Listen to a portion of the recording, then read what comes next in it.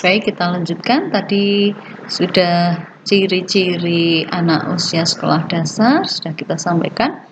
Sekarang bagaimana pembelajarannya? Guru harus menyediakan pengalaman belajar yang memberi kesempatan murid untuk mempraktekkan operasi-operasi itu. Jadi perkembangannya seperti apa? Kita harus berusaha untuk mengajarkan sesuai dengan perkembangannya. Kita bisa lihat tingkatan kelas di SD, ada kelas rendah dan ada kelas tinggi, tentunya dengan karakteristik yang berbeda-beda. Karena dengan karakteristik yang berbeda-beda, guru sebagai fasilitator harus memfasilitasi belajar siswa sesuai dengan karakteristik dan ciri khas masing-masing anak. Masa usia dini ini adalah masa yang sangat pendek tapi sangat penting bagi kehidupan seorang. Oleh karena itu, seluruh potensi yang dimiliki anak perlu didorong sehingga akan berkembang secara optimal. Ada 3 kecenderungan belajar anak usia dini, yaitu yang pertama adalah konkret. Ya, belajarnya konkret, integratif, kemudian hierarkis. Yang konkret itu yang seperti apa? Jadi makna proses belajar itu dimulai dari yang konkret, bisa dilihat, didengar, diraba, dibau, di otak-atik gitu ya, dengan pemanfaatan lingkungan sebagai sumber belajar. Yang berikutnya integratif. Jadi anak itu memandang segala sesuatu itu yang dipelajari itu sebagai sesuatu yang utuh. Jadi tidak bisa dipilah-pilah. Maka sekarang konsepnya untuk pembelajaran di SD MI itu adalah tematik ya. Jadi kita bicara tentang tema, kemudian nanti dikembangkan dalam berbagai aspek atau sudut pandang. Kemudian cara berpikir anak SD itu juga sangat deduktif dari hal yang umum, kemudian baru ke bagian. Tadi yang ketiga ya, ciri kecenderungan belajarnya adalah hierarkis. Jadi cara belajar anak itu berkembang secara bertahap, mulai dari hal-hal yang sederhana pada hal-hal yang kompleks. Jadi jangan langsung mengajarkan sesuatu yang sangat kompleks, tetapi dimulai dari hal-hal yang sederhana. Oleh karena itu harus diperhatikan urutan logisnya, korelasi antara materi, kemudian cakupan keluasannya, kedalamannya. Nah, itu harus diperhatikan. Ini kita bicara tentang perkembangan bahasa anak. Nanti silahkan dibaca lebih dalam lagi dalam buku-buku yang sudah saya sampaikan.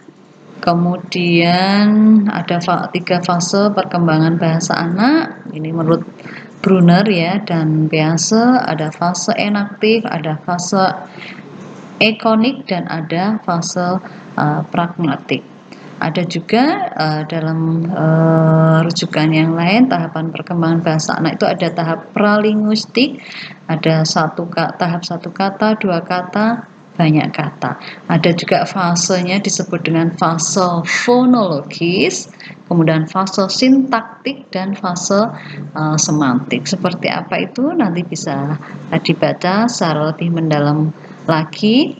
Kemudian yang terakhir nih teman-teman, yang sangat penting adalah bahwa ketika kita akan membantu anak untuk mengembangkan kemampuan berbahasanya, dalam konteks ini adalah bahasa Indonesia, ada banyak faktor yang bisa mempengaruhi kemampuan berbahasanya. Yang pertama adalah fisiknya, biologisnya, maka fisik, biologi juga harus dipersiapkan dengan baik.